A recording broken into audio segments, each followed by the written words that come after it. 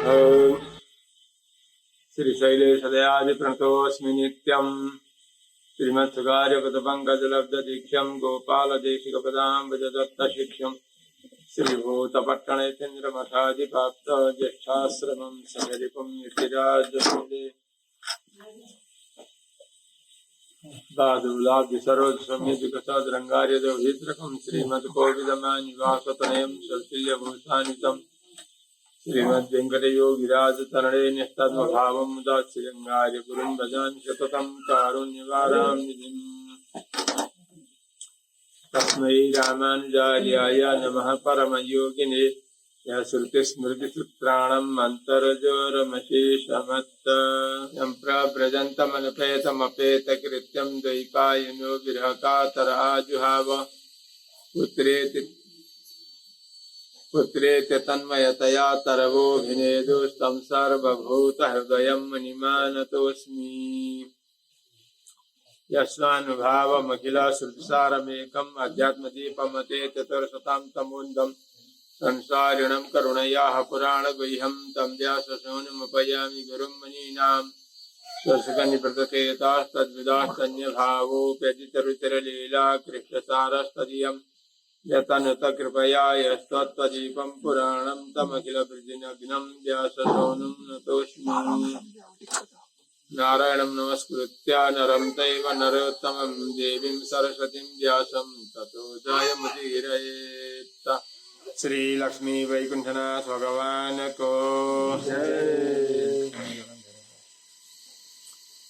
अकारण करुणा वरुणालय श्री हपति श्रीमन्नारायण भगवान अखिल है प्रत्यनिक अखिल कोटि ब्रह्मांड नायक श्री हपति श्रीमन्नारायण भगवान संपूर्ण कली कलमस विनाशक आलवार आचार्य चरण कमल विद्वत माननीय श्रद्धेय गुरुवर तथा संपूर्ण भक्त भागवत हामी कालक्षेप समयलाई सदुपयोग गर्दै गर्दै आज हामी सधैँ झैं नै केही भगवानका चर्चा भगवत कैंकर्य सहस्र शालग्राम सन्निधिमा दिव्यधामबाट केही वाचिक कैंकर्य गरिरहेका छौं। समयको बलवान छ। समय थोरै मात्रै पनि हामीलाई समय निकालेर भगवान प्रति लगाउन आवश्यक छ, तर विघ्न धेरै छन्। यस्ता धेरै अनेक विघ्नमा एक क्षणको समय पनि हामीहरूले दिनमा भगवानका प्रति लगाउन सक्यौं भने त्यो पनि धन्य नै हो। र यो एक समयमा सनकादि ऋषिहरू सत्संगतका लागि श्वेतद्वीपमा एकत्रित हुनुभएको थियो र त्यस समयमा सनन्दनलाई वक्ता बनाएर सत्संगतमा बस्नु भएको थियो। उहाँहरू सबै ज्ञानी पुरुष हुनुहुन्थ्यो र त्यस समयमा सनन्दनलाई वक्ता बनाउनु भएको थियो र अरू ऋषिहरू सनत कुमार आदि गरेका ऋषिहरू श्रोता बन्नु भएको थियो र सनन्दनलाई प्रश्न गर्नुहुन्छ, भगवान योग निद्रामा शयन गरेका बेला कसले भगवानलाई सुप्रभात गरेर जागा गराउँदछ, कसले बिउझाउँदछ भगवानलाई। अनि श्रुतिले भगवानको स्तुति गर्छन्, अरे सुप्रभात गर्दछन् भन्ने सुनेका थियौं। यस विषयमा केही विस्तार गरिदिनुहोस् भन्दा सनन्दनले बताउनुहुन्छ, भगवान जब योग निद्रामा शयन गर्नुहुन्छ महाप्रलयका समयमा, जब यता महाप्रलयको समय पूरा भइसकेपछि जब उता सृष्टिको आरम्भ गर्ने बेला हुन्छ, माने रात बितेर जब बिहानी पख हुन्छ अनि स्वतः बिउझिने बेलामा पहिला भगवानका श्वास स्वरूप भएका वेदहरू भगवानको स्तुति गर्न लाग्दछन्। के भन्दछन् त वेदहरूले? भगवानको स्तुति गरेर जीवात्माका तर्फबाट भगवानसँग प्रार्थना गर्दछन् श्रुतिहरूले। यो जीवात्माले गर्ने प्रार्थना सुप्रभात भगवानको वेदहरूले गर्दछन्। वेद भनेका शब्द राशि ज्ञान। उहाँहरूले भन्नुहुन्छ जय जय जय हजामजित दोष गृभीत गुणा त्वमसि यदात्मना समवरुद्ध समस्त भगा अगजगदोकसा मखिल सत्यवबोधकते क्वचिदजयात्मना सचरतो नुचरे निगमा। यसरी स्तुति गर्नुहुन्छ। के भन्नुहुन्छ त? जय जय जय हजामजित दोष गृभीत गुणा। भगवानको एउटा नाम जय पनि हो र सम्बोधन गरिन्छ जय, हे जय। अनि अर्को जय, हे जय जय माने हे भगवान, हजुरले ठुलो कीर्ति प्राप्त गर्नु पर्यो, अब ब्युझिनु पर्यो र यहाँ कार्य गर्नु पर्यो, कीर्ति प्राप्त गर्नु पर्यो। भगवानमा कुन चाहिँ कीर्तिको कमी छ र कीर्ति प्राप्त गर्न ब्युझिनु छ? वेदहरूले भन्छन् हजुरले उत्कर्ष उच्च पद प्राप्त गर्नुहोस् अथवा मङ्गल प्राप्त गर्नुहोस्, कीर्ति प्राप्त गर्नुहोस्, ठुलो यश प्राप्त गर्नुहोस्। कुन चाहिँ यश प्राप्त गर्न बाँकी छ र? कीर्तिश्च नारायणे भनिया छ। कीर्ति सबैभन्दा ठुलो कीर्ति भएका नि भगवान नारायण हुनुहुन्छ। के गर्दा चाहिँ कीर्ति प्राप्त हुन्छ त? अजाम जही। अब हजुरले सृष्टि गरेर यी देह र इन्द्रिय रहित भएका जीवात्माहरूलाई देह सम्बन्ध गराउनुहुन्छ। तर त्यो देह सम्बन्ध गराएर हुँदैन। त्यो देह सम्बन्ध गराउने जो प्रकृति हो त्यो प्रकृतिबाट अलग गराइदिनु पर्यो। अब देहको सम्बन्ध सृष्टिमा हुन्छ, तर अब यो प्रकृतिसँग अजाम यो प्रकृतिलाई छुटाइदिनु पर्यो हजुरले यी जीवात्माहरूबाट। प्रकृति सम्बन्ध छुटाइदिनु पर्यो। प्रकृति सम्बन्ध कसरी छुट्छ त? कसले छुटाउँदछ त प्रकृति सम्बन्ध? हजुरले छुटाइदिनु पर्यो। वेदले भने भगवानलाई हजुरले छुटाइदिनु पर्यो। म कसरी छुटाउन सक्छु त? अजित हुनुहुन्छ नि त हजुर त। भगवानको नाम अजित। हजुर अजित हुनाले छुटाउन सक्नुहुन्छ। अजित भनेको के हो? कसैले जित्न नसक्ने काल स्वरूप त्रिगुणमय प्रकृति, यिनलाई पनि आफ्ना वशमा राख्ने। त्यसकारण हजुर अजित हुनुहुन्छ। होइन, यो प्रकृतिलाई किन हटाउन प्रार्थना गर्छौ त? जीवात्मालाई त अनुकूलै त छ नि यो प्रकृति। यो प्रकृतिको शरीर जो छ, यो शरीर प्राप्त भएपछि अनेक प्रकारका भोग प्राप्त हुन्छन्। भोगको उपकरण, भोग स्थान त्यो त प्रकृति नै हुन्छ। त्यसो हुँदा प्रकृतिलाई किन हटाइ माग्ने त? भोगको कारण छ शरीर। शरीर नहुँदा त भोग पनि हुँदैन। भोगका उपकरणहरू पनि प्रकृतिकै वस्तु हुन्।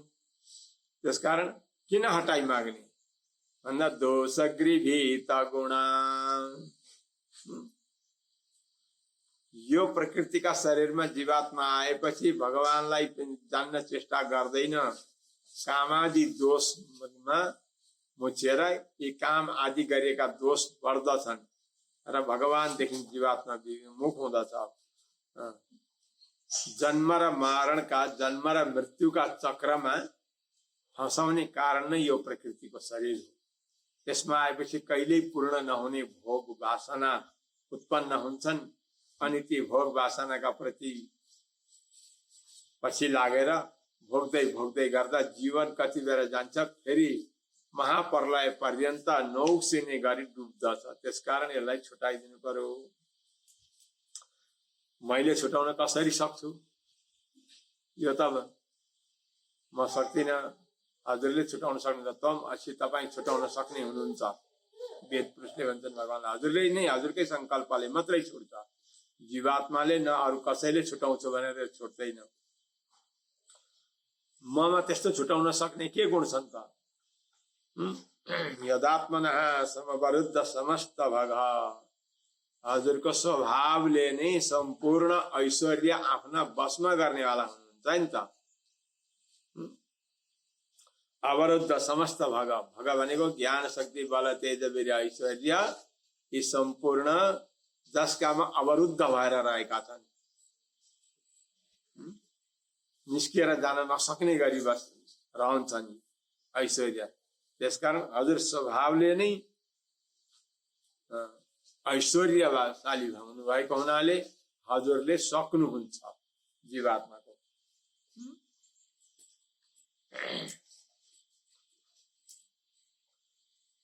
हो के त? सकिन्छ के त?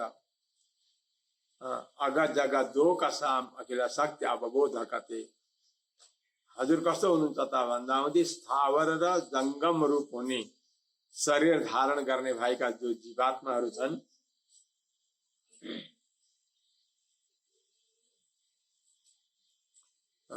स्थावर र जंगम रूप शरीर हुने जीवात्माहरूलाई यो शरीर प्रदान गर्ने नै हजुर हुनुहुन्छ नि त। अर्काले त यो शरीर दिन पनि सक्दैन। कोही स्थावर रूप भएका छन्, एक ठाउँमा उभिया उभिए गर्छन्, कोही जंगम रूप छन्, हिँडिरहन्छन्।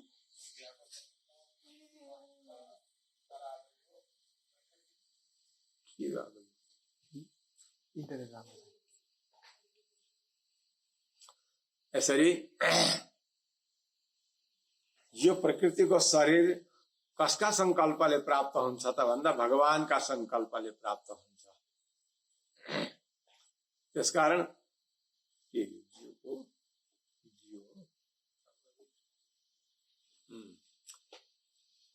भगवानका संकल्पले नै जीवात्मालाई शरीर प्राप्त हुने हुनाले भगवानकै संकल्पले अथवा हजुरकै संकल्पले यसलाई हटाइदिनु पर्यो। अखिल सत्य अवबोधक जीवात्माले यद्यपि प्रलय भन्दा पहिले गरिएका कर्मका आधारले कर्मका परवशले शरीर धारण गर्दछन्, तर ती कर्म निमित्त गराउनुहुन्छ भगवानले। तर भगवानको संकल्प नभइकन चाहिँ केही पनि हुन सक्दैन। निमित्त चाहिँ पहिले गरिएको कर्मलाई गराउनुहुन्छ भगवानले, तर भगवानकै संकल्पले मात्रै शरीर धारण गर्दछन् जीवात्माले। चाहे स्थावर रूप होस् चाहे जंगम होस्, जसको जस्तो जस्तो कर्म थियो त्यो त्यो कर्ममा त्यसलाई शरीर प्रदान गर्ने भगवानकै इच्छा हो। भगवानका इच्छाले उसको कर्म अनुसार त्यसलाई त्यहाँ कालरूप भएर पुर्याइदिनुहुन्छ। कहिले कसरी गरे यो सबै हजुरको कारण हो। यो कसले बताउँदछ? अनि कसरी यिनीहरूलाई शरीर दिने र शरीर छुटाउने कार्य मैले अहिले गरेँ। पछि दयात्मना प्रलयका समयमा अचित भनेका प्रकृतिलाई र आत्मना जीवात्माहरूलाई पनि अलग अलग गरेर सबै आफूले भित्र निल्नेवाला हुनुहुन्छ। अनि जब सृष्टिको समय हुन्छ त्यो अचित र चितलाई आफूबाट बाहिर गरेर अनि सम्बन्ध गराइदिनुहुन्छ र शरीरधारी बन्दछन्। यो कसको लीला हो त? कसका अधीनमा हो? कसले गर्छ भन्दा अर्को गर्नेवाला छैन। यो सम्पूर्ण गर्ने हजुर नै हुनुहुन्छ। अखिल शक्ति अवबोधक ज्ञान शक्ति आदि जो छन् यी सबै नै भगवानका अधीनमा भएकाले गर्दा यो सृष्टि स्थिति सबै गर्ने हजुर नै हुनुहुन्छ र हजुरले नै प्रकृतिको सम्बन्ध छुटाइदिनु पर्यो। यो कसले बताउँदछ त? निगम वेदले। यो कसले बताउँछ? वेदले बताउँदछन्। त्यसकारण यो प्रकृतिको सम्बन्ध छुटाउन हजुर नै सक्षम हुनुहुन्छ। यी जीवात्माहरूलाई शरीर धारण गराएर अनि कस्तो कृपा गर्दा हुन्छ यिनीहरूले त्यो शरीरका भोगमा आसक्त बन्दैनन्। त्यस्तो कृपा गरेर हजुरले यिनीहरूलाई छुटाइदिनु पर्यो। यसरी प्रार्थना गर्दछन्। अनि यो के सधैँ भइरहन्छ त? यस्तो यो प्रलय हुने र सृष्टि हुने यो क्रम सधैँ हो त? बृहदुपलब्धमे तदवयन्त्यवशेषतया यथा उदयास्तमयौ विकृतेर्मृदिवा विकृतात् अतरिषयो दधोस्त्वयि मनोवचनचरितम् कथम यथा भवन्ति भुवि दत्तपदानि नृणाम्।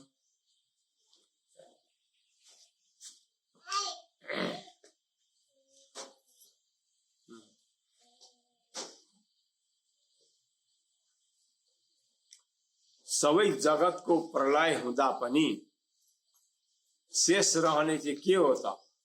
सम्पूर्ण शीत अजितको महाप्रलय हुँदाहुँदी पनि के चाहिँ रहिरहन्छ त? त्यसो भए भन्दा अवशेषतया भगवान मात्रै रहनुहुन्छ।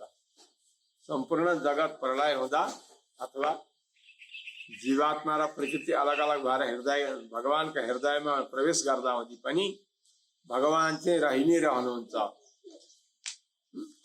त्यसकारण भगवान रहने हुनाले यस जगतलाई बृहत उपलब्ध एतद यो जगत जुन छ नि अनादि कालदेखि चलेर आएको छ। कहिले देखिन्छ? यसको आदि नै छैन। कहिले देखिन्छ? कहिले देखिन्छ? जसको आदि छैन त्यस दिनबाट बनिएर सुरु भएको भन्ने आदि नै जसको छैन। यस्तो अनादि कालदेखि चलेर आएको जगत जो छ आजसम्म पनि प्रत्यक्ष देखिराखेको छ, भइरहेको छ। अनि यसको सृष्टि गर्ने र प्रलय गर्ने पनि भगवान नै हुनु भएकाले गर्दा हुँदी कसरी त भन्दा हुँदी विकृतेर मृदिवा विकृतात् माटाबाट बनाएको घडो माटो छ, माटाबाट एउटा पृथ्वी बुझ्नकार एउटा डल्लो बनाइन्छ, त्यो डल्लाबाट घडो बन्छ अनि घडाले उसको कार्य गर्छ उसको कार्यकाल समाप्त भएपछि घडो फुट्छ। घडो फुटेपछि के हुन्छ? चोइटा हुन्छ, चोइटा गलेर माटै हुन्छ। फेरि त्यो माटो गलेपछि फेरि घडा बन्छ त्यसैको। फेरि पनि त्यो उसको कार्यकाल समाप्त भएपछि फेरि पनि त्यो फुट्छ। यसरी नि माटाको घडा बनिँदै फुट्दै गरे चाहिँ यो चराचर जगत पनि हजुरकै अधीनमा रहेर हजुरका संकल्पका अधीनमा रहेर बनिने र बिग्रिने गर्दछ। उदयास्तमय उदय र अस्तय भइरहने हुनाले यसलाई सत्य हो भन्दछन्। अर्थात् यो जगत नै ब्रह्म हो भन्दछन्। यो जो जगत देखिएको छ यो जगतलाई जसले बनायो अनि जसले भित्र निल्छ, जसले बाहिर निकाल्छ, यो जगतलाई भित्र र बाहिर गर्ने परमात्मा भएकाले गर्दा यो जगत पनि ब्रह्म नै हो। जगतलाई पनि ब्रह्मकै रूपमा मानिन्छ। त्यसो भएको हुनाले अतः त्यस कारणले ऋषयः भनेका क्रान्तदर्शी ऋषिहरू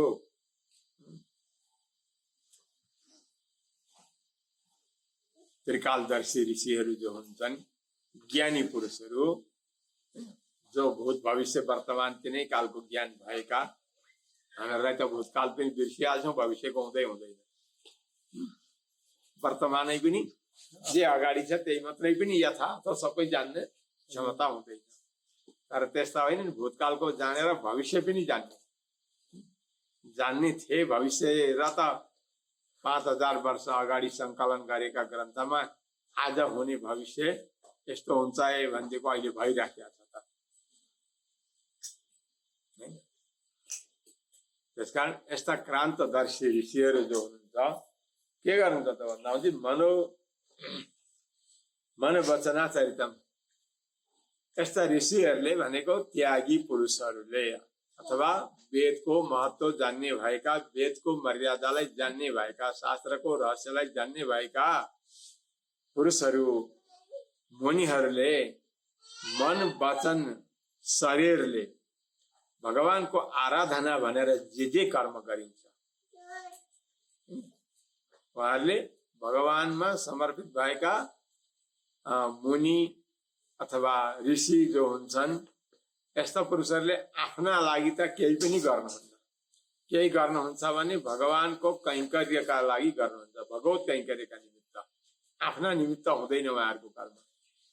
र यसरी भगवानको कैंकर्य भनेर जो गरिन्छ, पुण्य कर्म जो गरिन्छ, जो गरिन्छ भन्नाले पाप कर्म पनि भन्न खोजेको होइन नि, यहाँ पुण्य कर्म चाहिँ ती भगवानलाई हजुरमा समर्पण गरिन्छन् भनेका बुद्धिमानी भएका, ज्ञान भएका, अज्ञानीले त गर्दै गर्दैन, जान्दैन, जो ज्ञान भएका, जसले शास्त्र अध्ययन गरेका, त्रिकालदर्शी भएका यस्ता महापुरुषहरूले मन वचनले जे पुण्य कर्म भनेर जे गरिन्छन्, तीर्थ गर्ने, व्रत गर्ने, जप गर्ने, पाठ गर्ने, हवन गर्ने, ध्यान गर्ने इत्यादि प्रकारका जे पनि गरिन्छन्, ती यदि भगवानमा समर्पण गरिन्छन् भने, भगवानमा समर्पण गरिन्छन् भने के हुन्छ?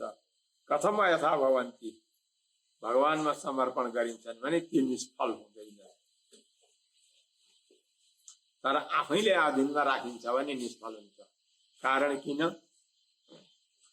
हामीहरूले कुनै संकल्प गरेर कार्य गर्न आरम्भ गर्यौं भनेदेखि के गर्छौं त भन्दा पुण्य कर्म आरम्भ गर्छौं। के का लागि? पाप कर्म निवृत्तिका लागि। अनि पापको नाश होस्, पुण्यको वृद्धि होस् भनेर संकल्प गरेर हामीहरूले कर्म गर्दछौं। पुण्यको नाश होस्, पापको वृद्धि होस् भनेर गर्छौं त गर्दैनौं। पापको प्रायश्चित्य होस् भनेपछि हामीहरूलाई डर लाग्छ, पापले दुःख दिन्छ, पापको फल दुःखदायक हुन्छ, पापको फल अशुभ हुन्छ, यो सबैले भन्छन्। दुष्ट पुरुषले पनि अपकीर्ति फैलिन्छ भन्छन्। त्यसकारण पुण्य कर्म जो गरिन्छ त्यो पनि भगवानमा समर्पण गर्न सिक्नु पर्यो। पाप त हामीहरूले है भगवान मैले यस्तो गल्ती गरिहालेछु अनजानमा, यसको क्षमा गरिदिनु है भनेर प्रार्थना गर्छ। पुण्य कर्म गरेर मैले गल्ती गरिहालेँ, यो पुण्य कर्म गरेर यसको क्षमा दिनु है त भन्छौँ त कहिले? भन्दैनौँ। किन? पुण्य चाहिँ मेरा लागि भन्ने छ। पुण्य कर्म गरेर यसको फल हजुरलाई मलाई चाहिँदैन, पाप मैले जति गरिएको छु मैले ती पापका फल जति मलाई दिनु, अनि पुण्यका फल जति तपाईले लानु भनेर भन्ने कोही निस्किन्छ? कोही पनि निस्किँदैन। त्यसमा त हामीले के गर्छौं? पुण्यका फल जति मलाई, पापका फल जति तपाईले लगिदिनु है भनेर हामी भगवानका सन्निधिमा जान्छौं। केही यज्ञ गर्छौं, केही पूजा गर्छौं, केही गर्छौं भने पापका फल चाहिँ तपाईले लगिदिनु, पुण्यका फल मलाई दिनु। अब पुण्यको फल मागेपछि पुण्य र पाप त दुईटा सँगै रहने वस्तु हुन्। एउटा पल्लामा माने एउटा तराजुमा दुईटा पल्ला हुन्छन्। त एउटा मात्रै पल्ला लिएर तौलिन्छ कहिले? तौलिँदैन। र पाप र पुण्य भनेका त दुईटा पल्ला हुन् नि त। र अब के गर्नु पर्यो त भन्दाखेरि पापको फल चाहिएको छैन भने पुण्यको पनि फल आफ्ना अधीनमा राख्नु भएन। पुण्यको चाहिँ फल मलाई चाहियो भनेर मैले माग्ने हुँदा त हामीहरूले पापको पनि फल भोग्नै परेको हो नि त। यो पुण्य पनि भगवानले गराएको हो, पाप पनि भगवानले गराएको। पुण्य भगवानले गराएको हो भन्ने बुद्धि आउने हो भने त पाप गर्दै गरिँदैन, अनजानमा भइगए त्यसको पनि फल भगवानले लिनुहुन्छ। त्यसकारण हामीले पुण्यको चाहिँ फल मलाई, पापको फल तपाईलाई भन्यौं भनेदेखि चाहिँ अब हामी पतन हुन्छौँ। तर पुण्य पनि भगवानका संकल्पले गराएको हो, मैले गरेको होइन। यसको फल मैले पाउनु छैन भनेर भगवानमा नै समर्पण गरियो भने त्वयि दद्यो हो। हजुरमा समर्पण गर्छन् भने चाहिँ कथम अयथा भवन्ति, यो गरिएको कर्म कसरी व्यर्थ हुन्छ त? हुँदैन। हामीहरूले पाप थुप्रो कमाएका हुन्छन्, 10 ढाकर पाप हुन्छन्, अनि बल्ल बल्ल पुण्य चाहिँ 1 ढाकर पनि पुग्दैन। त्यसो हुँदा त्यो 1 ढाकर पुण्यले 10 ढाकर पापलाई खेल्न त सक्दैन हैन। नसकेपछि दुईटैको फल भोग्नु पर्दछ। र यहाँ भनिन्छ मन वचनले जे पुण्य कर्म भनेर गरिन्छ त्यो यदि भगवानमा समर्पण गरिन्छ भनेदेखि चाहिँ व्यर्थ हुँदैन। भनेको पापको पनि फल भोग्नु पर्दैन। कसरी पर्दैन? भुवि दत्त पदानि नृणाम। मनुष्यले भुइँमा पाउ राखेर हिँडेको छ भने के हुन्छ? लडिँदैन। भुइँमा पाउ राखेर हिँडेको छ तल राम्ररी टेकेर भने लडिहाल्यो भने पनि त्यही हुन्छ, टाढा पुग्दैन। तर माथि माथिबाट हिँडेको छ, उडेको छ भने झरियो भने झमराम झुरुम सबै समाप्त हुन्छ।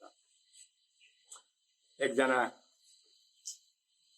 भाइ हुनुहुन्थ्यो उहिलेको जमानामा, परालका भारी बोकेर हिँड्दा हुँदी अँध्यारो भएको थियो। अप्ठ्यारा बाटामा लडिन्छ है साथीहो, बिस्तारो हिँडाए भन्नुहुन्थ्यो एकजनाले। अर्काले भन्थ्यो डराउनु पर्दैन नि, लडे भुइँ भेटिहालिन्छ भन्थ्यो क्या। भनेको भुइँमा पाउ राखेर हिँडिन्छ भने ठुलो लडेर धेरै तल पुग्ने डर हुँदैन। तर भुइँमा पाउ राखिएको छैन र माथि टेकेर हिँड्छु भन्नु भने सकिँदैन, त्यो झरिन्छ। त्यसरी नै भुइँमा पाउ राख्नु भनेको के हो त भन्दा जीवात्मा र प्रकृति दुईटैका आधार भगवान हुनुहुन्छ भने जे गरिन्छ भगवत कैंकर्य भनेर गर्ने नि। मेरा पुण्य कमाउनका लागि भनेर गरियो भने त झरिन्छ तल।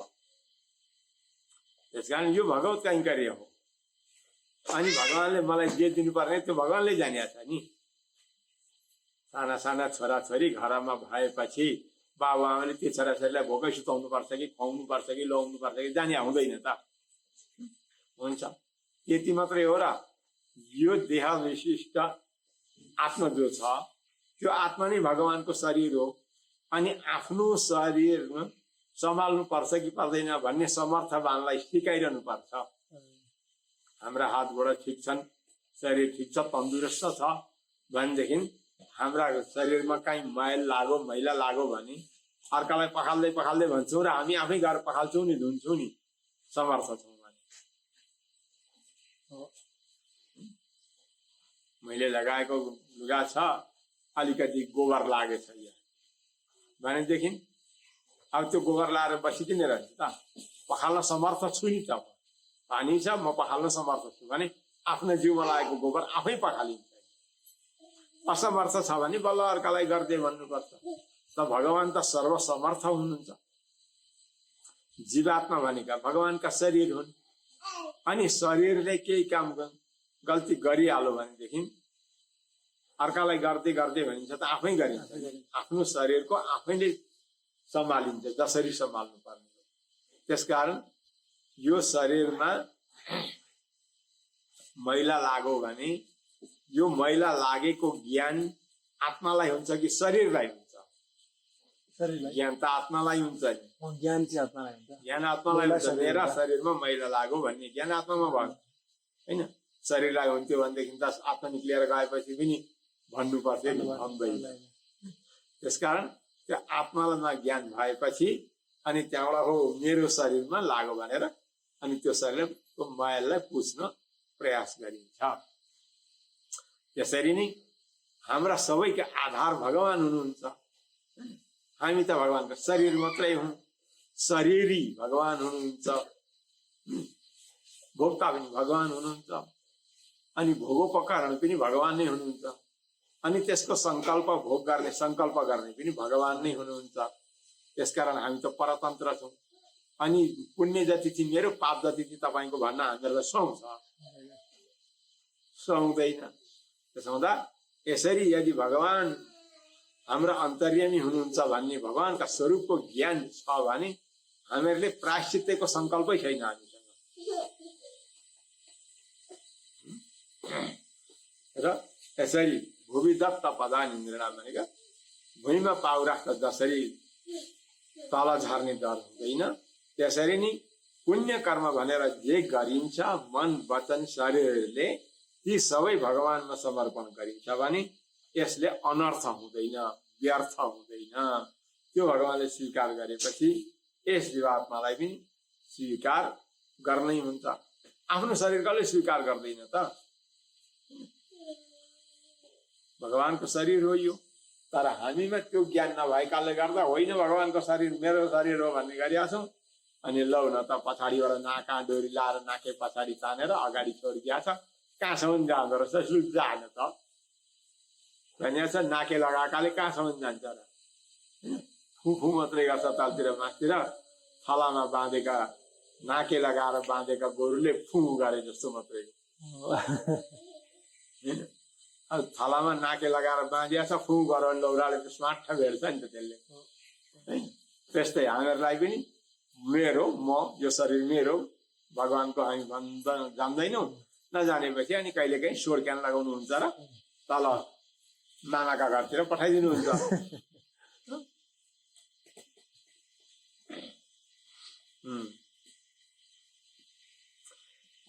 इति तव सूरया स्त्रियधिपते किल लोकमल क्षपण कथामृता भीमवगाह्य तपांसि जहो किमुत पुनः सदा मविदुता स्वयकाल गुणा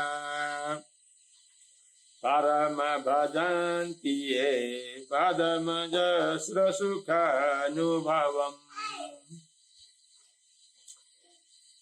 हे त्रिगुण मैं जगत का स्वामी त्रिधिपते अर्थात त्रिगुण मैं जो जगत मिश्र सत्व द्वारा उत्पन्न भएको जो जगत, त्यस जगत का कारण भएका भगवान। शास्त्रको सार भनेको चाहिँ कहिल्यै पनि स्तुतिमा हुन्छ। अरू जुन हुन्छ नि, फलानाले त्यसो गर्यो, उसले त्यसो गर्यो, त्यसको छोरो हो, उसको नाति हो, त्यो चाहिँ इतिहास हो। त्यो नै स्तुति होइन, त्यो चाहिँ इतिहास हो।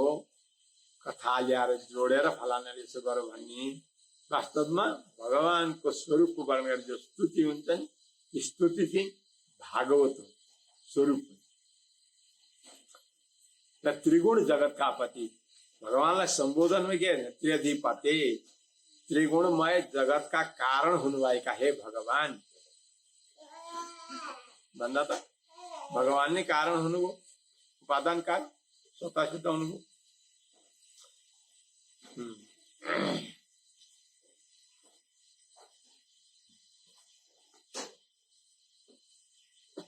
र जो सूर्य भनेका बुद्धिमानी पुरुषहरू जो हुन्छन्, ज्ञानी पुरुषहरू, उनीहरूले सम्पूर्ण आफ्नो शरीरको मल नाश गर्नका लागि हजुरका कथारूपी अमृतका कुण्डमा अथवा समुद्रमा डुबुल्की लगाउँछन् भने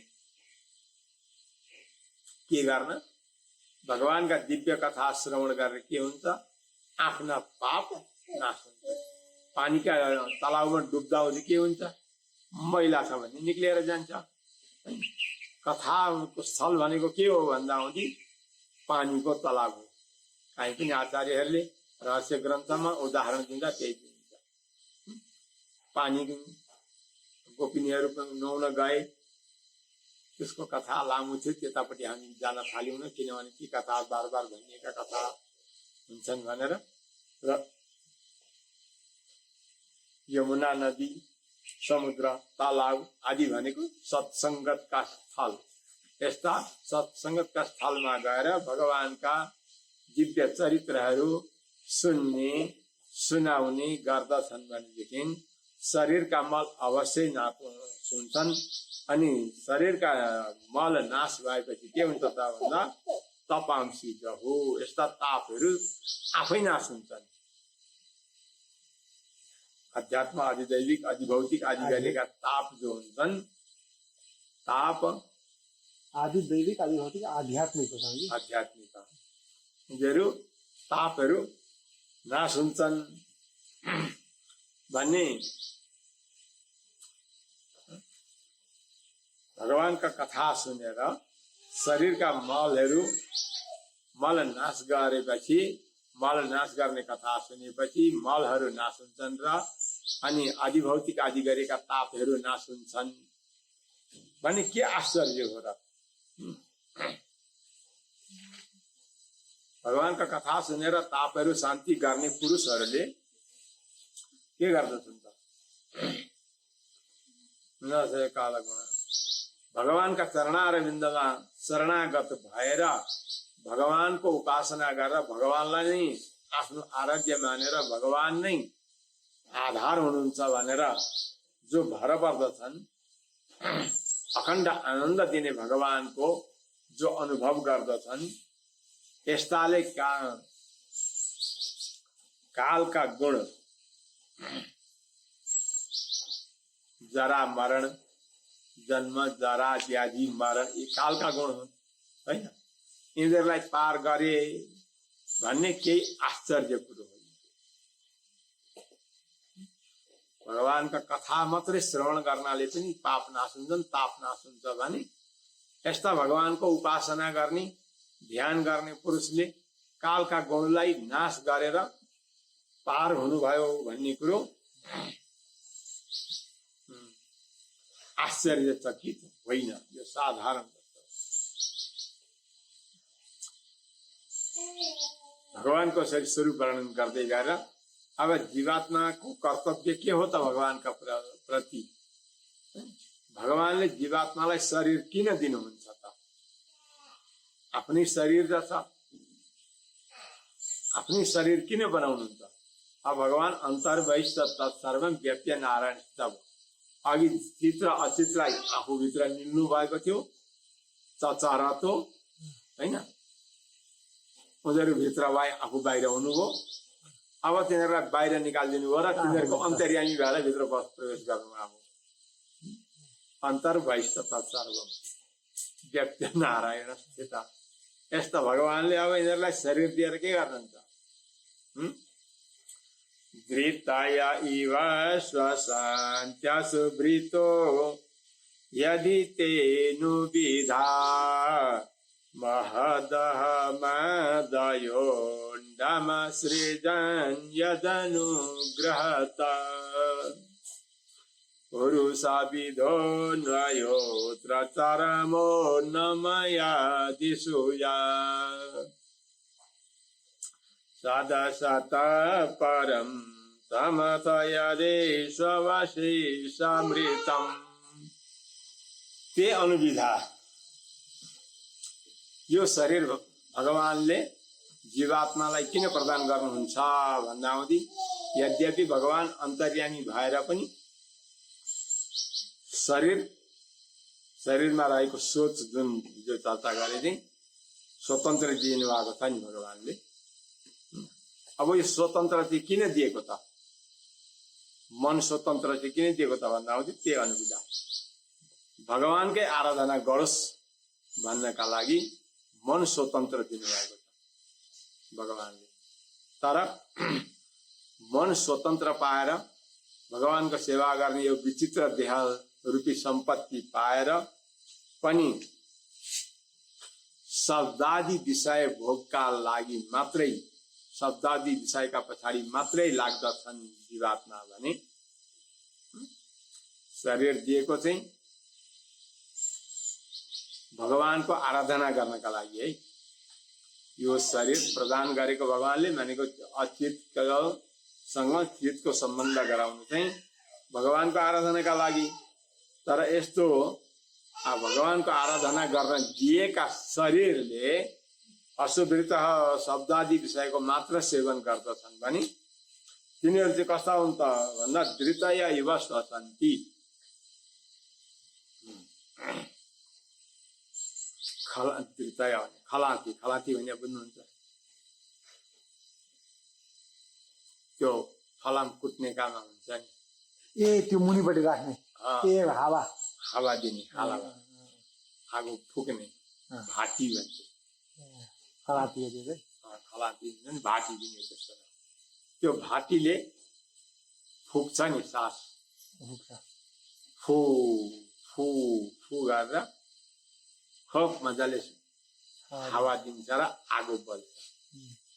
त्यो त्यत्रो हावा दिने, त्यत्रो सास फ्याँक्ने त्यो जिउँदो हो कि मरेको हो? मरेको। त्यो मरेको होइन नि, न कहिले जिउँदो थिएन, कसरी मर्छ? त्यो त जीवित होइन, छालाको बनाएको हुन्छ, मृतकै त हो नि त्यो। जसरी त्यो जिउँदो होइन, जिउँदो होइन, त्यसलाई जीवित भनिँदैन। कुरो बुझिँदैछ? त्यस्तै भगवानको आराधनाका लागि दिएको यो शरीर शब्दादि विषयका लागि मात्रै प्रयोग गरिन्छ भने यो शरीरबाट फेरेको सास चाहिँ के हो त? त्यो भाटीले फेरे जस्तै मात्रै हो, खलातीले फेरे जस्तै मात्रै हो। यसको जिउँदो हुनुको केही पनि सार्थक भएन।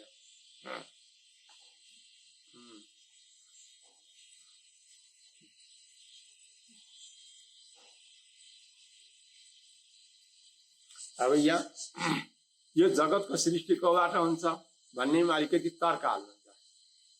जगतको सृष्टि त महतत्वबाट हुन्छ त, भगवानबाट कसरी भयो? भगवानले बनाउनुहुन्छ भन्ने कुरो कसरी मान्ने? महतत्वबाट नै अहंकार आदि उत्पन्न हुन्छन्, तन्मात्राहरू हुन्छन्, महाभूतहरू हुन्छन्, त्यहाँबाट अनि त्यसको सम्मिश्रण भएपछि अण्ड सृष्टि हुन्छ, अनि त्यहाँबाट जगत बनिन्छन्, लोकालोकहरू बनिन्छन् भनेर भनिएको छ। त यो कसरी हुन्छ त भन्दा यद अनुग्रहतः, यी सबै भगवानका संकल्पले हुन्छन्, न कि महतत्व आदि गरेको अचित पदार्थ हो। यी स्वतन्त्र छैनन्, अचितले स्वतन्त्र कार्य गर्न सक्दैनन्।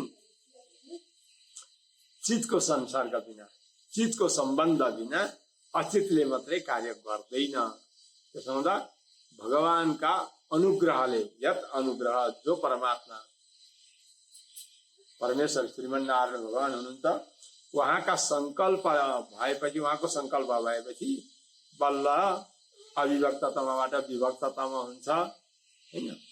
अनि त्यहाँबाट अक्षर प्रकृति के गर्दै गर्दै यता अहंकारहरू भए, तन्मात्रा, पञ्चमहाभूत आदि यो सबै भगवानबाट हुन्छ।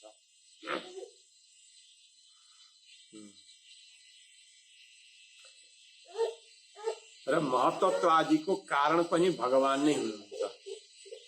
महतत्व आदि पनि स्वतन्त्र छैनन्।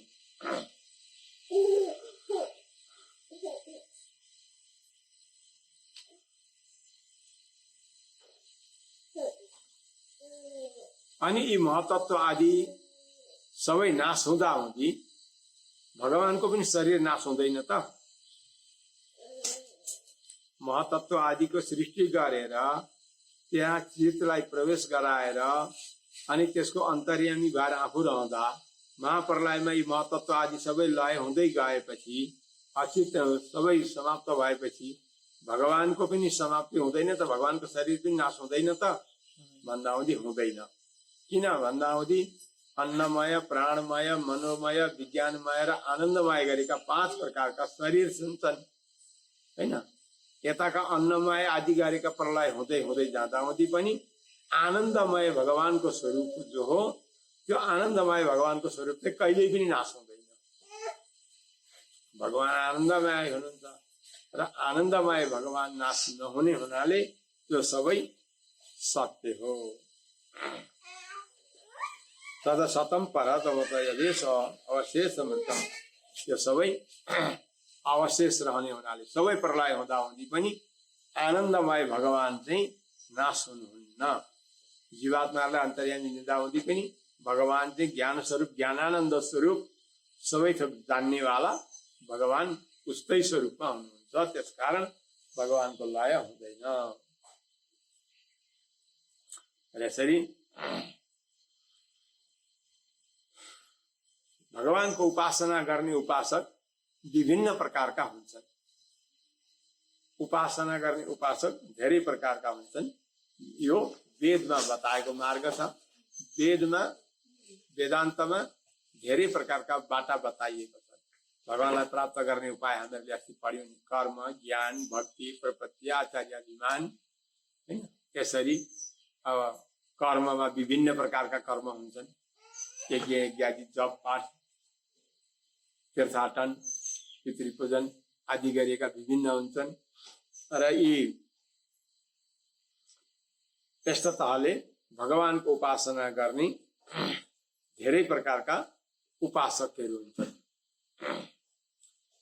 अरुण वंशीका अनुयायीहरू कसैले हृदयमा रहने भगवानको उपासना गर्दछन्, कसैले अग्निको उपासना गर्दछन्, कसैले सूर्यको उपासना गर्दछन्, कसैले आफ्नै हृदयमा रहने जठराग्नि स्वरूप भएका भगवानको उपासना गर्दछन्। तर यिनीहरू मध्येमा भगवानलाई प्राप्त गर्न खोज्ने जो शरणागत भक्त हुन्छन् अथवा मोक्ष चाहने मुमुक्षु जो हुन्छन्, मुमुक्षु जनले चाहिँ हृदयबाट प्रारम्भ भएर माथि ब्रह्मरन्ध्रसम्म पुगेको जो सुषुम्ना नाम गरेको नाडी हुन्छ, त्यस मार्गबाट प्राप्त हुने भएका भगवानको उपासना गर्दछन्। ती मुमुक्षु हुन्। र यसरी उपासना गर्ने उपासकको अन्तिम अवस्थामा के हुन्छ त भन्दा यो शरीर छोड्ने बेलामा यसका त्यो सुषुम्ना नाडी को उँधोपट्टि मुख खुल्दछ र त्यसभित्र त्यो जीवात्मा प्रवेश गर्दछ अनि उँधो बन्द भएर उँभो खोलिन्छ। त्यसो गर्दा हुँदै त्यो सुषुम्ना नाडीबाट निस्किएर जान्छ। साह्रै सानो भएको हुनाले त्यो रौँका कुपबाट नै निक्लिएर जान पर्याप्त हुन्छ। र यसरी सुषुम्ना नाडीबाट कुन गतिमा जाने व्यक्ति हो, त्यो आत्मा जुन गतिमा जाने हो त्यस गतिमा जाने बाटो यो शरीरबाट निक्लिँदै उनीको बाटो तयार हुन्छ। च्यानल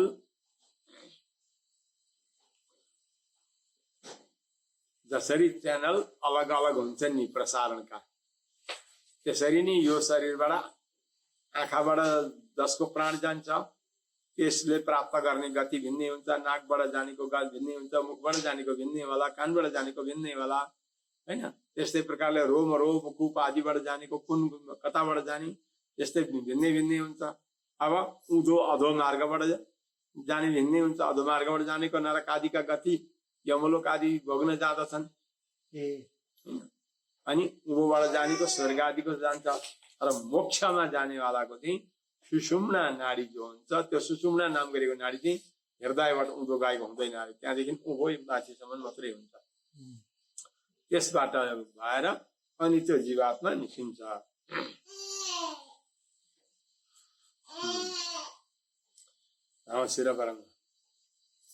र यसरी सुषुम्ना विद्याको उपासना गर्ने जो मुमुक्षु उनीहरूले चाहिँ कहाँ जान्छन् त भन्दा उनै परमात्मालाई प्राप्त गर्दछन् जुन परमात्माले यो जगतको सृष्टि गर्नुभएको थियो।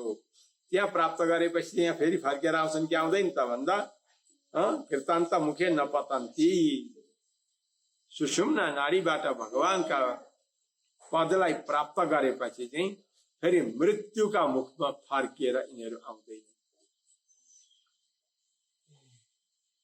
उनीहरू गए त्यो सुषुम्नाबाट पुगे। उनीहरू त्यो उँभो फक्रिएपछि त्यो उँधो बन्द भयो, अब उँधो खुल्दैन थियो। त्यसरी गएको जीवात्मा परमात्मालाई प्राप्त गर्दछ। यसमा दुई मत छैन, निशंक छ। कहिले त्रिपाद विभूतिमा यहाँको पञ्चमहाभूतको शरीर लिएर कहिले पुगेका छन्? पुग्दैनन्। सूक्ष्म शरीर त विरजाबाट यतै किनारा लाग्छ, आनन्दमय स्वरूप मात्रै पारि पुग्छ भने होइन, यो स्थूल शरीरले त विरजा पुग्ने के अरे त्रिपाद विभूति पुग्ने कुरै भएन। आनन्द शरीरले चाहिँ आत्मालाई उतालेर जान्छ।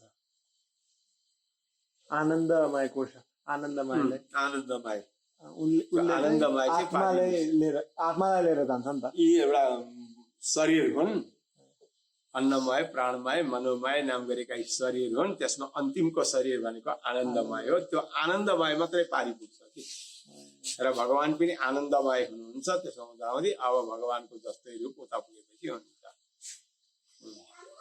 त्यसकारण जो हो सम्पूर्ण जीवात्माहरूका आधार भगवान हुनुहुन्छ। सम्पूर्ण जीवात्माहरूका आधार भगवान हुनुहुन्छ भन्ने जानेर, यस्तो ज्ञान गरेर जसले भगवानको उपासना गर्दछन्, उपासना भनेको आराधना, सेवा हैन, जसले गर्दछन् भनेदेखि उनीहरू चाहिँ कसरी फेरि यही संसारमा जन्म र मृत्युका चक्रमा घुम्दैनन् त? सबै हाम्रो आधार भगवान हुनुहुन्छ भनेर,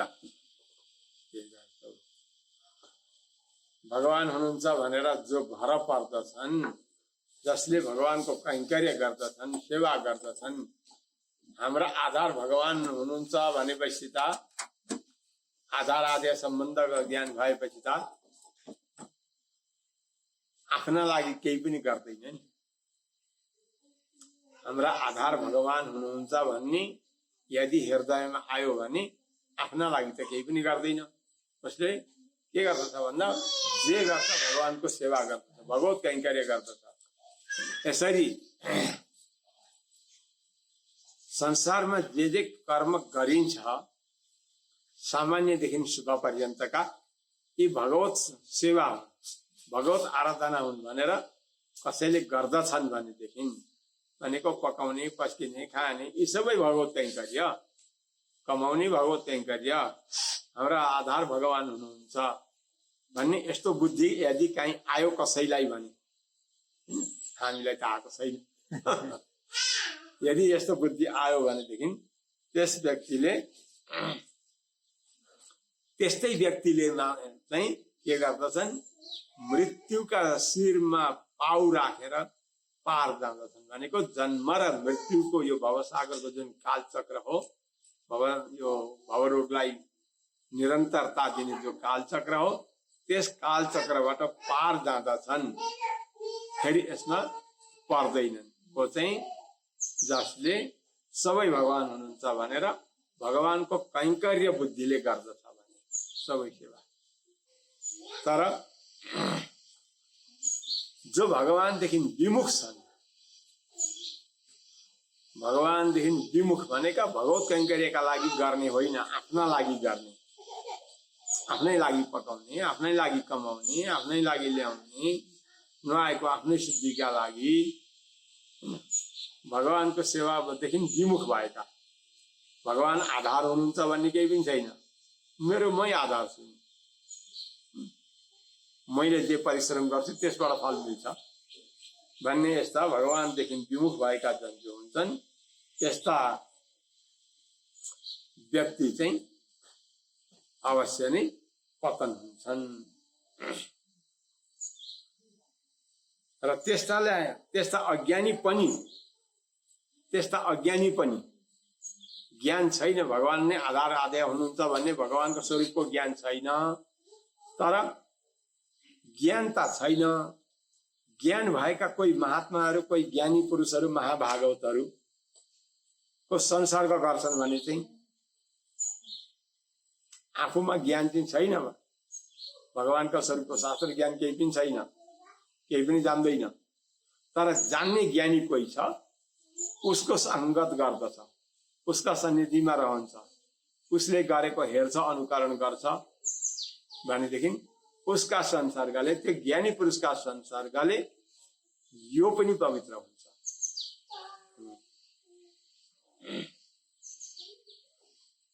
अज्ञानीलाई पनि भागवतको सत्सङ्गत भयो, महाभागवतसँगको सङ्ग भयो भने महाभागवतका सङ्गले चाहिँ अज्ञानी पनि पवित्र हुन्छ। यही विशेषता छ प्रपन्नताको। भाष्यकार आदि आचार्यहरूले त्यही बताउनु, मसँग सम्बन्ध भएका जति जम्मैको मोक्ष होइन, फलानासँग सम्बन्ध भएका जति सबैको मोक्ष भनिदिनको अर्थ के हो त भन्दाखेरि उहाँहरू ज्ञानी हुनुहुन्छ अनि उहाँहरूका परम्परामा हामी पनि बन्धन बाँधिएका छौँ, सम्बन्धी भएका छौँ। त्यसकारण अज्ञानी भए पनि उहाँहरूका संसर्गले मोक्ष हुनु पर्दछ। त्यही भएर अस्तिदेखि भन्दै आइयो, कोही ज्ञानी पुरुषले ज्ञानी महात्माहरूले मेरो भनिदिनु भयो भनेदेखि, मेरो भनिने भयो भनेदेखि त्यसको अज्ञानी होस् कि ज्ञानी होस् भगवानले उद्धार गर्नुहुन्छ। त्यही भएर हाम्रो आलवन्दर स्वामीजीले, यमुनाचार्य स्वामीजीले सबै थोक भन्दै जानुभयो, धर्मनिष्ठा छैन, ज्ञान छैन, भक्ति छैन भन्दै भन्दै भन्दै जानुभयो। अन्तिममा गएर के भन्नुहुन्छ भन्दा अक्रिय त्रिमत्त चरणारविन्दे प्रेमा प्रकर्षा वदिमात्मवन्तम अरे पितामहम नाथ मुनिम विलोक्य प्रसिद्ध मद्वृत्तम चिन्तयित्वा। मेरा भक्ति प्रपत्ति केही पनि छैनन्। अब मलाई हेर्नु पर्दा हे भगवान, मेरा पितामह भनेका हजुरबा जो हुनुहुन्थ्यो उहाँ चाहिँ हजुरको अनुरागी हुनुहुन्थ्यो र ज्ञानी हुनुहुन्थ्यो, भगवानका श्री चरणका अनुरागी हुनुहुन्थ्यो।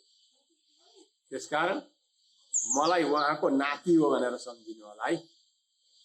भनेर त भगवानका अनन्य भक्त हुनुहुन्थ्यो मेरा हजुरबा, अनि त्यस्ता ज्ञानी भक्तको नाति भएपछि त सम्बन्धी भइयो नि त।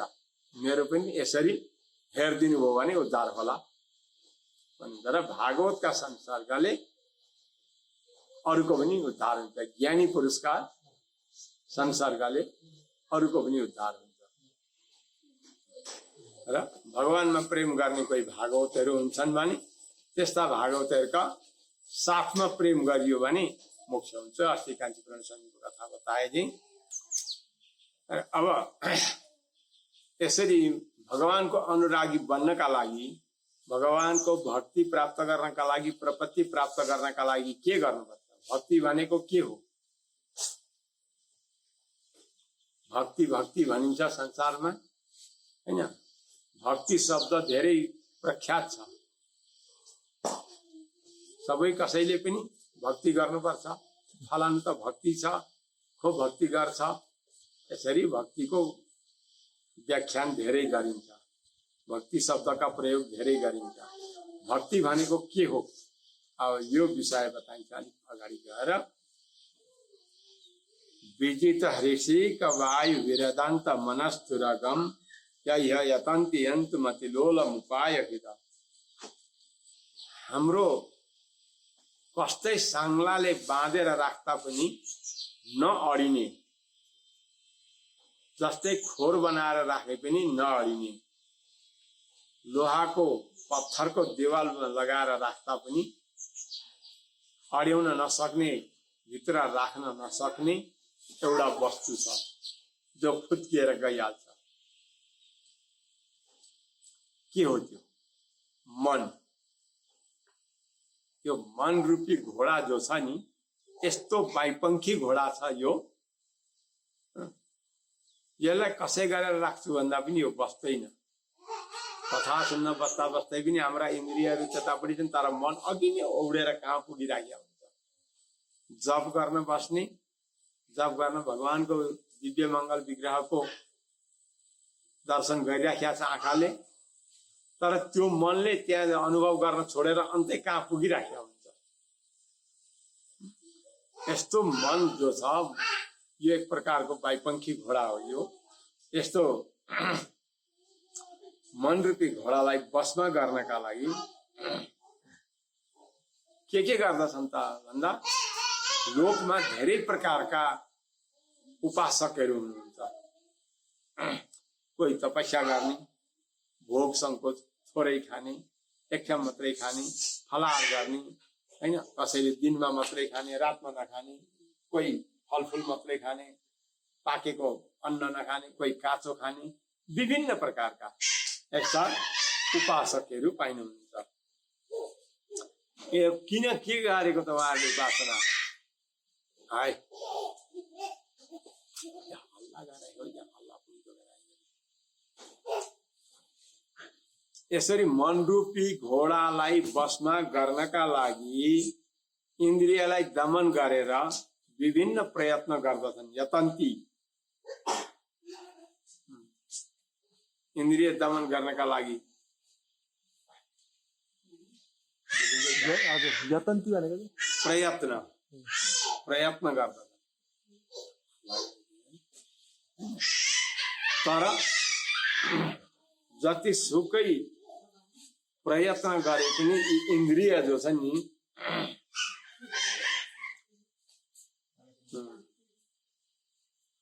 इन्द्रियलाई वशमा गर्न भनेको प्रयत्न गरेर कुनै साधना गरेर वशमा गर्न सकिँदैन। यो मन यति छिटो छ, यसका इन्द्रिय यति बलवान छन्, यिनीहरूलाई वशमा गर्न सकिँदैन। व्यसन शतान्विता सैकडौं उपाय, कोही पढ्ने, कोही लुगै नलगाइकन नाङ्गै बस्ने, कोही नखाने, कोही तपस्या गर्ने, कोही अर्काको मुखै नहेर्ने, यस्ता विभिन्न प्रकारका प्रयत्न गर्दछन्, साधना गर्दछन् र पनि समवाह गुरुश्चरणम। तर ज्ञानी महात्माका, ज्ञानी भागवतका, महाभागवतका चरणारविन्दमा गएर समर्पण भएका छैनन्, गुरुका चरणमा शरण परेका छैनन् भने जतिसुकै प्रयत्न गरन्, जतिसुकै साधना गरन्, महिनौ महिनौ भोकै बस्छन्, हैन, वेदै मात्रै पढिरहन्, तीर्थै मात्रै घुमिरहन्, तर त्यो मन रूपी घोडालाई वशमा गर्न सकिँदैन। र मन रूपी घोडालाई वशमा गर्ने एउटै मात्रै साधन छ, गुरुका शरणमा गएर गुरुका परतन्त्रमा रहनु। स्वतन्त्रमा रहियो भने पनि हुँदैन। अस्ति धेरै भनियो हामीहरूले प्रसादो अप्रसाद, सुप्रसादो अप्रसाद, प्रसादश्च सुप्रसाद, सुप्रसादो अप्रसादः प्रसादश्च सुप्रसादो भवेत्। गुरुका सन्निधिमा गएर गुरुका खरा शासनमा रहियो भनेदेखि मात्रै यो मनलाई वशमा गर्न सकिन्छ, इन्द्रियलाई वशमा गर्न सकिन्छ। डरमा रहनुपर्छ। जब डर भएन, स्वतन्त्र भयो, अब पतन भयो। र इन्द्रियलाई वशमा गर्नु छ, मनलाई कन्ट्रोल गर्नु छ भने गुरुका सन्निधिमा गएर रहनु पर्दछ र के गर्नु पर्दछ? गुरुको सेवामा निरन्तर रहेपछि सेवा गर्दै गर्दै सेवा गरेर फुर्सदको समय भयो भने अनि उपदेश सुन्नु पर्दछ। उपदेशम हरिम बुद्ध वेरमेत सर्वकर्मसु। उपदेश दिने जो आचार्य हुनुहुन्छ यहाँ नै भगवान हुनुहुन्छ भनेर अरू सबै थोकबाट विरक्त भयो भने त्यसले इन्द्रियलाई वशमा गर्न सक्दछ, मनलाई वशमा गर्न सक्दछ। नभएदेखि मनलाई वशमा गर्न, इन्द्रियलाई वशमा गर्न अन्य साधनले सकिँदैन। कुनै पनि त्यस्ता साधन छैनन् मनलाई वशमा गर्न सक्ने। तर गुरु कस्तो हुनु पर्छ भन्दा हुँदी सेवा मात्रै लिएर ऐश आराम गर्ने गुरु भएर भएन। गुरु ज्ञानी हुनु पर्यो, भगवानका स्वरूपको ज्ञान भएको, भगवानका स्वरूपको ज्ञान भएको हुनु पर्यो। ज्ञान र अनुष्ठानमा निष्ठा भएको हुनु पर्यो। आचरणलाई चाहिँ अर्काका सामनेमा अगाडि देखाउनका लागि मात्रै गर्ने होइन। आचरणमा चाहिँ निष्ठा भएर गर्ने चाहियो।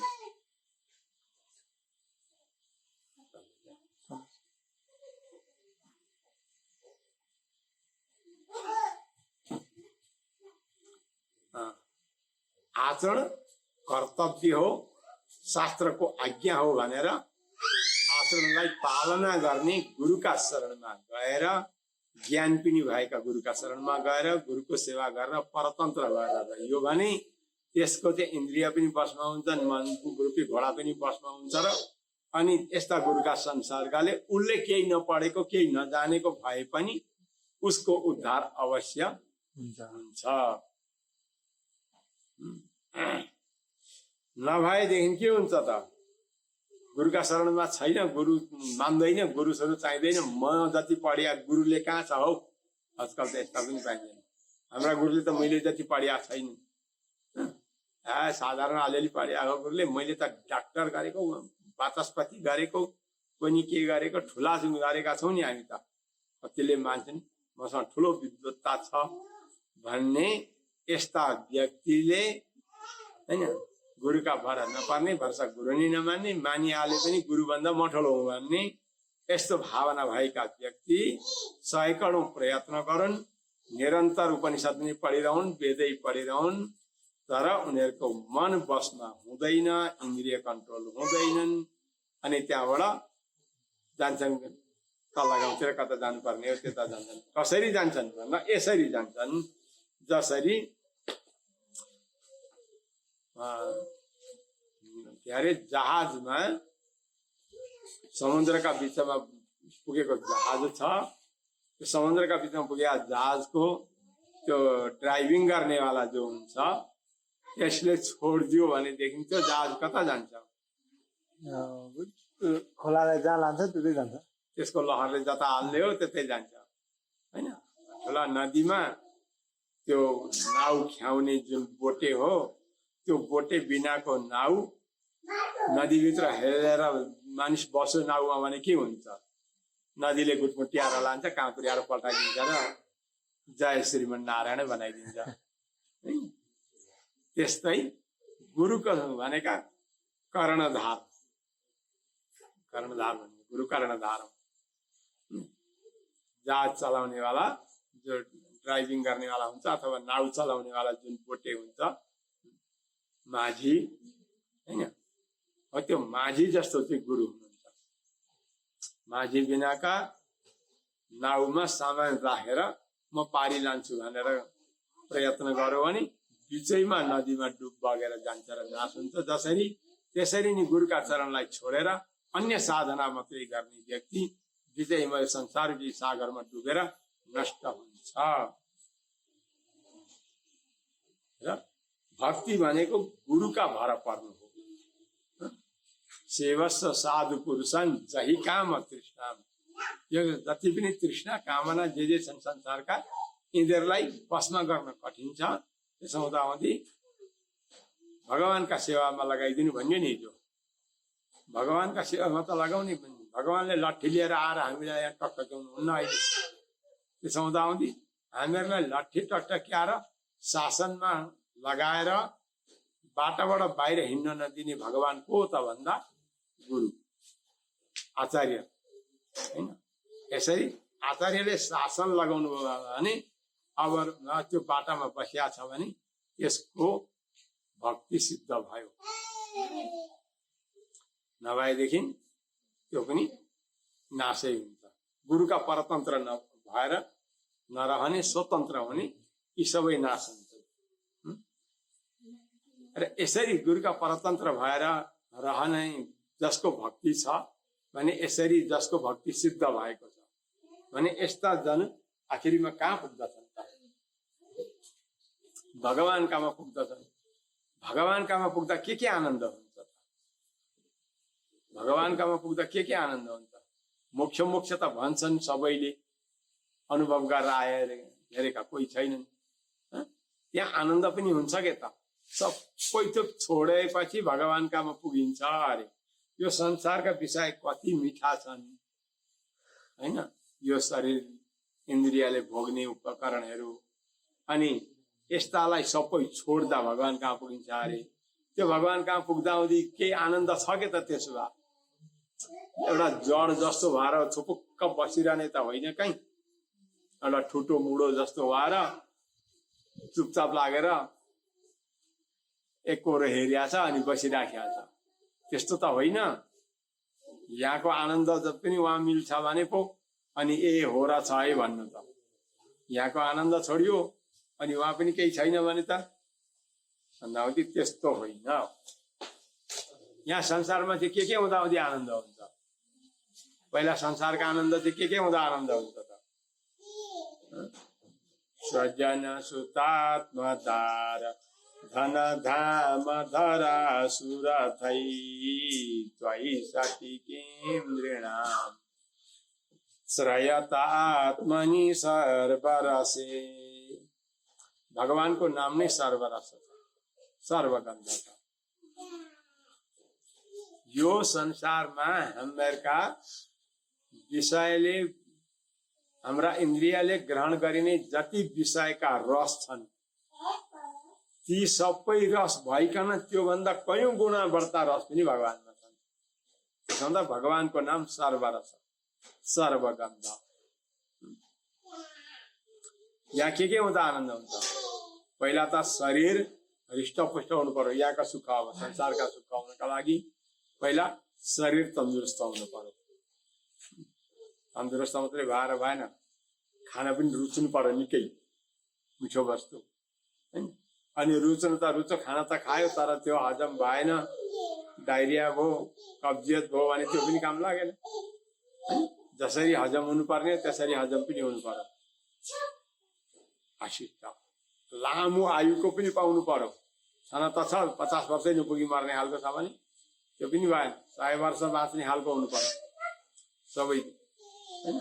जिनहरू तन्दुरुस्त हुनु पर्यो, बलिष्ठ दृढ, रोग नलागेको हुनु पर्यो। अनि विद्या पढ्न चाहँदा जति भन्यो त्यति पढ्न सक्ने हुनु पर्यो। जति याद गर्यो, जति सम्झ्यो त्यति याद हुने चाहियो हैन। त्यसरी पढ्न सक्ने, काम गर्न सक्ने, भोको बस्नु पर्यो, भोको बस्न पनि सक्ने, खाना पाउँदाखेरि कसरी रुच्ने हैन। अनि बलमा पनि त्यस्तै बलवान, कुस्ती खेलेर कसैसँग नहार्ने, यस्तो छ शरीर भने त्यो एउटा हो। अब अर्को शरीर त अब शरीरका सम्बन्धी पनि चाहियो नि त्यस्तै। बाआमा पनि त्यस्तै अनुकूलका हुनु पर्यो, छोराछोरी त्यस्तै हुनु पर्यो, पत्नी त्यस्तै सुन्दरी हुनु पर्यो। अनि परिवार त भए, परिवार मात्रै लगाएर धन सम्पत्ति छैन भने त्यो पनि हुँदैन। धन पनि चाहियो प्रशस्त मात्रामा। 2-4 लाख रुपियाँ चाहिँदा हुँदी अर्कासँग ले भन्न जानु नपरोस्। गजबका आफ्ना प्रशस्त ब्याङ्क ब्यालेन्सहरू हुनु पर्यो, खजाना आफ्ना तिजोरीमा पनि हुनु पर्यो। धाम घर पनि गजबको हुनु पर्यो हैन। मार्बल मात्रै लगाएको होइन, डायमन्ड लगाएको गजबको 9 तले घर डायमन्डको बनिएको हुनु पर्यो। सिस्महल जस्तो धरा घर त छ नि, वरिपरि अर्काको छ, जम्मै खेतबारी केही छैन भने त्यो पनि भएन। प्रशस्त आफूलाई जति चाहियो त्यति पुग्ने क्षेत्र जमिन पनि छ, खेतबारी पनि प्रशस्त छ, ल त्यो पनि भयो। कहाँ हिँड्नु पर्यो भनेदेखि अब के गर्ने? हिँड्नु पर्दा हुँदी आफ्नो वाहन पनि आफ्नै छ, सुरथै कस्तो चाहिने हो, गाडी घुड्नु पर्ने हो कि उड्नु पर्ने हो। अलि टाढा जानु पर्यो भने उडेर जानु पर्यो, उड्नु पर्ने पनि अर्का काम गरेर टिकट काट्नु नपर्ने, आफ्नैमा निजी छ हैन। काहीँ पर्मिट निकालिरहनु नपर्ने, उडेर जानु परे पनि गुडेर जानु परे भने यस्तो सबै यस्ता यस्ता आनन्द जुटाएर 100वटा आनन्द जुट्दछन् भने मनुष्यको एउटा सुख अरे। मनुष्य लोकको एउटा सुख हो। यस्तै प्रकारले मनुष्यका 100वटा सुख भयो भने अनि मनुष्य गन्धर्व भन्ने अलिक माथि अर्को हुन्छ, त्यसमा एउटा सुख हुन्छ। मनुष्य गन्धर्वका 100वटा सुख देव गन्धर्वमा एउटा हुन्छ। एवं क्रमले ब्रह्मलोक पर्यन्तका सुख हुन्छन्। अनि त्यो ब्रह्मलोक पर्यन्तको ब्रह्माजीको सुख एवं क्रमले जाँदै जाँदै जाँदै स्टेप बढ्दै बढ्दै ब्रह्माजीको जो सुख हो त्यो सुख भगवानलाई प्राप्त गर्दा हुँदीका सुखका सामनेमा दिउँसो जुनकिरी लागे जस्तो मात्रै हुन्छ। जुनकिरी भन्छ नि, राति जुनकिरी उडेको देखिन्छ तर दिउँसो जुनकिरी उड्या किन देखिँदैन? घामका उज्यालोले त्यसको उज्यालो चाल्छ। दबाइदिन्छ। घामको ठुलो प्रकाश भएकाले गर्दा त्यसको सानो प्रकाश किन तप्दछ। त्यस्तै यी सबै चाहिँ भगवान सर्वरस सर्वगन्ध हुनुहुन्छ। यस्ता सर्वरस सर्वगन्ध भगवानलाई प्राप्त गरेपछि यो संसारका यी यत्रो बेर भएका सुख ती पनि उहाँ छुट्दैनन्। यिनीहरूको तृष्णा रहँदैन। उहाँ पुगेपछि भगवानको स्वरूपलाई प्राप्त गरिसकेपछि यी सुखको पनि उहाँ आशा रहँदैन है। तेरिका त्यहाँका त मिठा थिए भन्नु पर्दैन। यी सबै उहाँ प्रवेश गर्दछन्। घिउमा सबै रस हुन्छन्, सररस। समुद्रका पानीमा सबै नदीको पानी पुग्या हुन्छ समुद्रमा। त्यस्तै भगवान सर्वरस सर्वगन्ध हुनुहुन्छ। र यस्ता भगवान जो हुनुहुन्छ तै सती किम नृणाम, यस्ता भगवान हजुर हुनुहुन्छ भने यो कसले भन्दैछ? वेदहरूले भन्दैछ नै। संसारको सुख यो अजाम चाहिँ कारण चाहिँ के छ? प्रकृतिको शरीर हटाइदिनु पर्यो। प्रकृतिको शरीर त यहाँ सुख भोग्नका लागि छ नि त भन्दा यहाँका सुख भनेका त प्रकृतिका सुख भनेका त केही पनि होइनन्। ब्रह्मलोकसम्मको सुख पनि जुनकिरी जस्तो मात्रै हो। यिनीहरूलाई छुट्याएर हजुरमा छ नि त सबै आनन्द। हजुरको जो ब्रह्मानन्द सुख छ त्यो ब्रह्मानन्द सुख भेटेपछि यहाँका सुख किन चाहिए त्यसलाई? कि त सबै दुःख हुन्। यस्तो भगवानलाई प्राप्त गरेपछि यहाँका सुख पनि स्वर्गका सुख, भूलोकका सुख, भूगर्लोकका सुख, स्वर्गलोकका सुख, भू भुवा महालोकका सुख, जनलोकका सुख, तपलोकका सुख, सत्यलोकका सुख, ब्रह्मलोक पर्यन्तका सबै लोकका सुख उहाँ पुगेपछि पाइन्छन् भनेदेखि यस्तो जानेपछि फेरि यहाँको तुच्छ सुखलाई नै चाहना करले गरिरहला। यस्तो परमात्मालाई भेटेपछि हुने त्यस्तो सुखलाई छोडेर यही सुख चाहनेवाला चाहिँ कस्तो हो त भन्दा त्यो चाहिँ कस्तो बुद्धि नै भएको हो त भन्दा त्यो बुद्धिविहीन हो। कस्तो बुद्धि नै भएको भन्दा एउटाले भन्थे एउटाकामा एउटाको खेत रहेछ अरे होइन, एउटा कसैलाई कमाउन दिएर छ कुतमा कुता होइन, एक मुरी कुतमा कसैलाई कमाउन दिएछन्।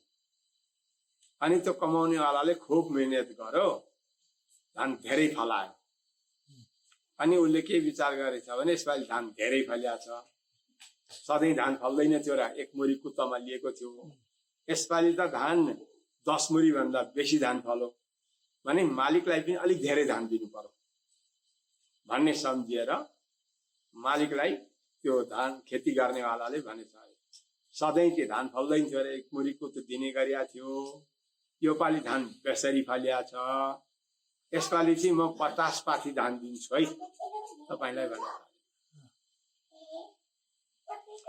उसले चाहिँ के सम्झेछ मालिकले चाहिँ के अरे मैले एक मुरीमा बन्दोबस्त गरेको म 50 पाथी 27 पाथी जान्दिन, मुरी बाजी छाड्दिन भनेछ अरे क्या। अब 50 पाथी र एक मुरी कुन धेरै हो?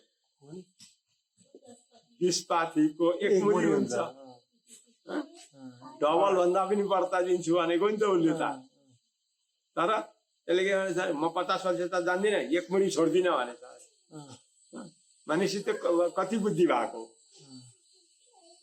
बुद्धि नभएको। त्यस्तै भगवत सुखलाई छोडेर यी संसारका सुख ठुला हुन् भन्ने सम्झिएर साधु वृत्तिमा यस्तो आनन्द छ, साधुतामा यस्तो वस्तु भेटिन्छ, त्यस्तो साधुतालाई छोडेर यी संसारका तुच्छ विषयलाई यतैपट्टि आनन्द छ हौ भनेर यसैलाई मिठो मान्ने अनि भगवत रसलाई त्याग गर्ने त्यस्तै हो। 50 पाथी छोडेर एक मुरी माग्ने जस्तै हो। यस्ता धेरै पुरुष हुन्छन्, बुद्धि नभएका पुरुष कति हुन्छन्। कोही केही समयसम्म गुरुका सन्निधिमा रहँदा हुँदी साधु वृत्ति बनेर शास्त्रको अध्ययन गरेर बसेका हुन्छन्। अनि त्यहाँबाट गुरुको सेवाबाट निवृत्ति भएर घर गृहस्थीमा फर्केर आएपछि त्यो सबै छोडिदिन्छन्। त्यो साधु वृत्ति, त्यो अस्ति गरेको अध्ययन, त्यो गुरुको उपदेश सबै छोडेर संसारका सुख यस्ता छन्, पल्लो घरको पल्लो घरको माथि घरको दाजु भाइ साथी भाइ हल्लो हाई उनीहरू जस्तो छन् म पनि त्यस्तै हुनुपर्छ नि हौ, र पो म कतिलो हुन्छ त भन्ने बुद्धि आउँछ र अनि सबै यी परमार्थका सुखलाई तिलाञ्जली दिएर ऊ संसारका विषलाई भोग गर्नेवाला बन्दछ। यस्तालाई मिथुन तो रतए चरताम, यस्तो परमात्मा कहिले पनि समाप्त नहुने सुखलाई छोडेर संसारका यो सुख पति पत्नी भएर भोगिने जो सुख हुन् ती सुख पो सर्वोपरि हुन् त भनेर जसले यसलाई ठुलो मान्दछ भनेदेखि क सुख यति यहाँ के सुख पाउँछ त्यसले? सबै हाते स्वनिरस्त भागे सम्पूर्ण ऐश्वर्य जति समाप्त भएर अनि त्यो कंगाल दरिद्र हुन्छ। सकारस्थम भद्रजम त्यक्ता भैक्षम त्यो याचते। कसैले म तपाईको एउटा भिक्षा माग्न आयो भिक्षुक राजाका घरमा हैन, एउटा दरिद्र पुरुष भिक्षा माग्दै आयो, हजुर एकमुठी भिक्षा पाउन आता खाएको पनि केही छैन भन्दै राजालाई दया आयो, मेरा ठुलो राज्य छ, यस राज्य मध्येमा म एउटा सानो चाहिँ राज्य तपाईँ काटेर दिइहाल्छु, म चाहिँ चक्रवर्ती राजा छु, एउटा नुनिला समुद्रले बेरे जाति जम्मै मेरो अधीनमा छ, अब त दरिद्र पुरुष र भिक्षा मागेर खाने, तँलाई म एउटा राज्य दिइहाल्छु, त्यसो भए ल एउटा प्रान्तको राज्य दिन्छु भन्दा हुँदी होइन होइन त्यो प्रान्तको राज्य मलाई के गर्नु, मलाई त्यो राजा भएर मैले के गर्नु र, मलाई त दिनुहोस् न जोडा चाडा रोटी दिनुहोस् न, आजलाई खानु पाएँ भने त भयो नि भन्ने जस्तै हो होइन। मद राज्य त्यक्ता, ठुलो ऐश्वर्य दिन्छु भन्दा ऐश्वर्य चाहिँ नजानेर अलिकति भिक्षा जोडा रोटीको भिक्षा माग्ने जस्तै हो। भगवत आनन्दलाई त्याग गरेर साधुतामा गुरुका परतन्त्रमा भगवानको शरणागतमा हुने जो आनन्द हो, भरेको आनन्द, अहिलेको होइन भोलिको आनन्द, अहिलेको आनन्द त अस्ति कमाएको के छ त्यही खाइराखेका छौँ, त्यस्तो भोलिको आनन्दलाई नजानेर अथवा जानेर पनि प्रमादले यही सुख पो मिठो रहेछ भनेर त्यो त्याग्नेवाला चाहिँ ऐश्वर्य भ्रष्ट भएको व्यक्ति हो।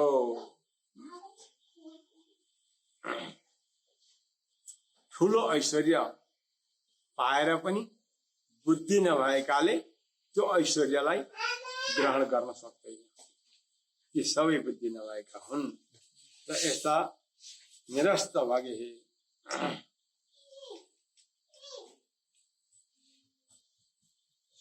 यसरी ठुलो सुख प्राप्त गर्नका लागि के गर्नु पर्दछ त भन्दा हुँदी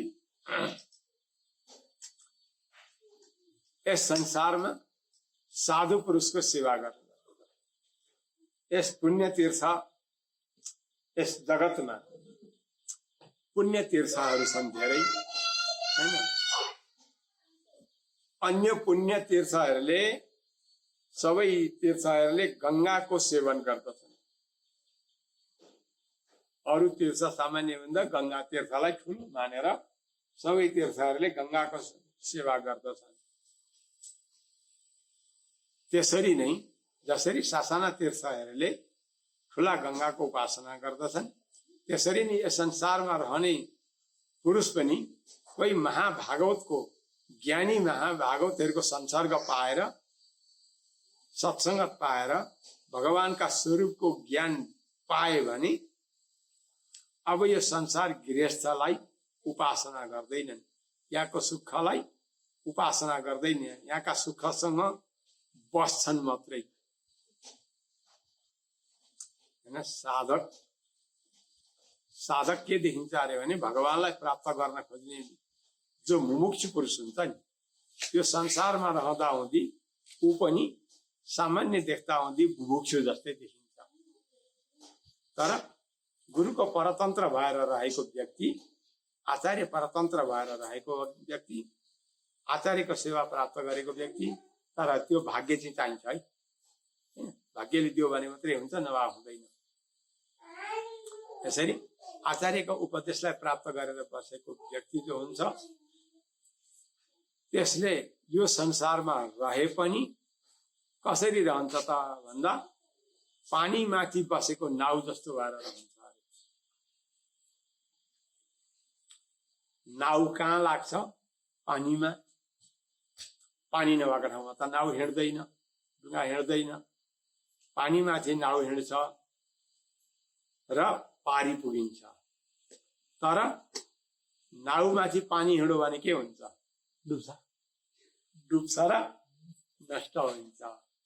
त्यसरी नै यो संसारबाट तर्न खोज्ने व्यक्ति जो हुन्छन् मुमुक्षु, यो संसारमा रहेर कसरी रहनुपर्छ त भन्दा नाउ, पानी माथि नाउ बसे चाहिँ रहनु पर्दछ। पानी माथि नाउ बसे चाहिँ यो संसारका विषय व्यवहारदेखि विरक्त भएर रहन्छ भनेदेखि उसलाई पारी जानका लागि आपत्ति छैन। संसारका विषय माथि आफू बस्नुपर्छ। ती विषयलाई आफूभित्र राख्यो भने डुबिन्छ। दुईटै कुरा हुन्छ। त्यो विषयमाथि आफू बस्ने कि आफूमाथि विषय राख्ने? त्यो विषयमाथि आफू विषयमाथि बस्ने, विषयलाई मुनि छोड्ने। त्यसो गर्दा हुँदी तरिन्छ। र यसकारण विषयमाथि रहनु भनेको महाभागवतहरूको परतन्त्र भएर रहनु। र महाभागवत भगवानमा आसक्त भएर रहने, भगवानलाई भेट्न हतार भएका यस्ता भक्तहरूका चरणोदक पान गर्न मात्रै पाइयो भने बस उसका पाप ताप सबै नाश हुन्छन्। र संसारलाई आफूभित्र राख्नु हुँदैन। आफू संसारमा बसे पनि आफूदेखि बाहिर संसारलाई राख्नु पर्दछ। आफू बिना भित्र संसार राख्यो भने डुबिन्छ। एक दिन दुईटा ब्रह्मचारी कहीँ यात्रा गर्न गएछन्। कहीँ गएका थिए, गुरुका अधीनमा बसेका थिए, ब्रह्मचारी थिए। गुरुले भन्नुभएको थियो, हेर ब्रह्मचारीले स्त्री जातिका छेउमा बस्नु हुँदैन है, अलिक परै बस्नुपर्छ। उनीहरूका मुखा आँखा जुदाएर बोल्नु हुँदैन भनेर उपदेश दिनु भएको थियो। दुईटा ब्रह्मचारी कहीँ गएका थिए। फर्केर आउँदा आउँदै बाटामा खोलो थियो। खोलामा बाढी आएछ, ठुलो बाढी आयो। अब बाढी आउँदा आउँदै तर्नु पर्यो। अब जस्तासँगै लुते ल्याङ्ग्रे त नतर्ने भाइ, यिनीहरू त बलिया बलिया थिए। एउटी तरुणी युवती आएर अघि नै त्यहाँ बाटामा बसिरहेको रहेछन्। बाढी आएछ, तर्न सकिँदैन। अनि तिनले भनिन्, अब म फर्केर उता जाउँ भने जङ्गल छ, रात पर्दैछ, मैले यो नदीमा नतरेर फर्किने बाटो मेरो छैन केही पनि। यो नदी कुनै हालतमा तर्नै पर्ने छ, म पनि घर पुग्नु पर्यो। अनि यो नदीमा बाढ आयो, म तर्न सकिनँ। त्यसो हुँदा हे ब्रह्मचारी बटुहरू हो, मलाई पनि यो नदी तारिदिनुहोस् न तपाईँहरूले भनेर तरुणी युवतीले प्रार्थना गरिन्। उनले त्यो प्रार्थना गरिन्, बिन्ती गरिन्। ती ब्रह्मचारीहरूमा दुईटा मध्येमा एउटाले चाहिँ सुन्या नसुने भाइ, गुरुले भनिया छ स्त्री जातिका छेउमा पनि जानु हुँदैन भने समातेर तार्न हुन्छ त? हुँदैन भने ऊ फटाफटी आफ्नो बाटो लिए गए, पारी निस्कि गए। अर्को ब्रह्मचारी जो थिए उनलाई दया आयो, यी पनि त अब यहाँ अभर परेकी थिइन्, रात पर्दैछ, साथी नपाउन सकिन्छ, खोलो भरेर आउँदैछ, फर्केर जाने ठाउँ जङ्गल छ भने यो नदी तारिदियो भने त ऊ पनि त आफ्ना ठाउँमा पुग्छिन् नि भनेर उनको पालो थपकाउन पिठ्यौमा बोके। ती तरुणी युवतीलाई बोकेर पारी पुर्याए। नदी तारेपछि छोडिदिए, आफ्ना आफ्ना बाटा गए। होइन, अगाडि जाने जो थिए साथी, अघि त्यो कुरा नसुनिकन हिँड्ने, उनले सरासरी गएर गुरुजीलाई पोल लगाए। पहिला पोल लगाउने पनि धेरै हुन्छ नि। पोल लगाउनेको त खाँचो हुँदैन। अनि गुरुजी आज यो हाम्रो साथी फलानाले गुरुजीले भन्नुहुन्थ्यो आइमाईका छेउमा बस्नु हुँदैन, आँखा जुझाएर बोल्नु हुँदैन, छुइनु हुँदैन। ब्रह्मचारीले भन्नुहुन्थ्यो आज यसले एउटी तरुणीलाई खोलो तार्दा हुँदै बोकेर तारो। छुनु मात्रै होइन, उसले त पिठ्युमै बोकेर वारी ल्याएर छोडिदियो। यसले अब के गर्नुपर्छ भनेर पोल लगायो। गुरुजीले सोध्नुभयो हो तैँले बोकेर तारिस तरुणीलाई, युवतीलाई? उसले भन्यो हजुर, मैले चाहिँ ती तरुणीलाई पिठ्युमा मात्रै बोकेर नदी मात्रै तारे। र बुझ्नुहोस् है, ती युवती थिइन् त्यसरी अभर परेकी एउटी कोही तरुणी नारी, तिनलाई मैले पिठ्युमा मात्रै बोकेर खोलो मात्रै तारे, त्यहाँबाट यता मैले बोकिनँ। तर यो मेरो साथी जो थियो उसले चाहिँ हृदयभित्रै बोकेर यहीँ लिएर आएछ।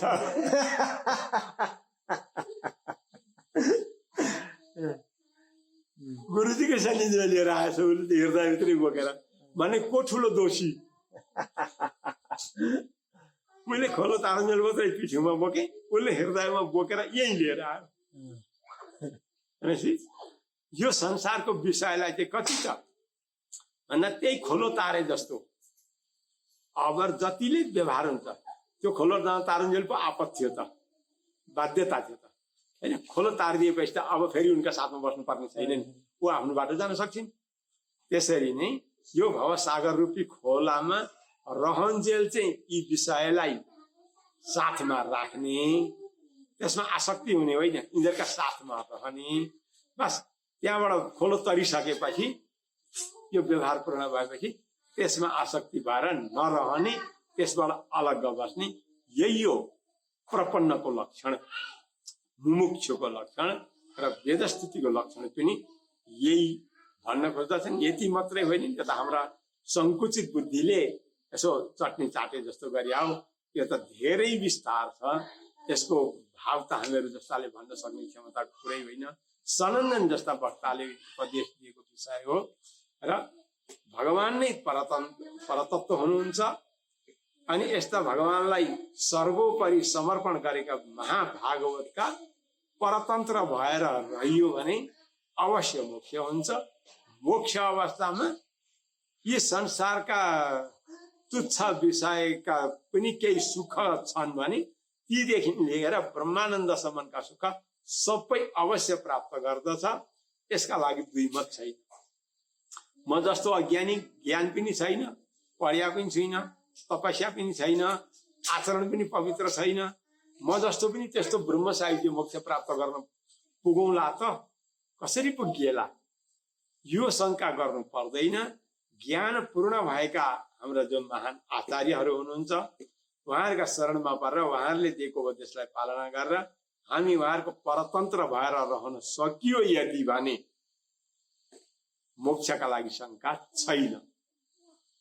अब महाभागवत आचार्यहरूको परतन्त्र रहन सकिएन, उहाँहरूलाई नै भगवानको स्वरूप भनेर देख्न सकिएन भने चाहिँ अब के हुन्छ त्यो भगवानको इच्छा हुन्छ।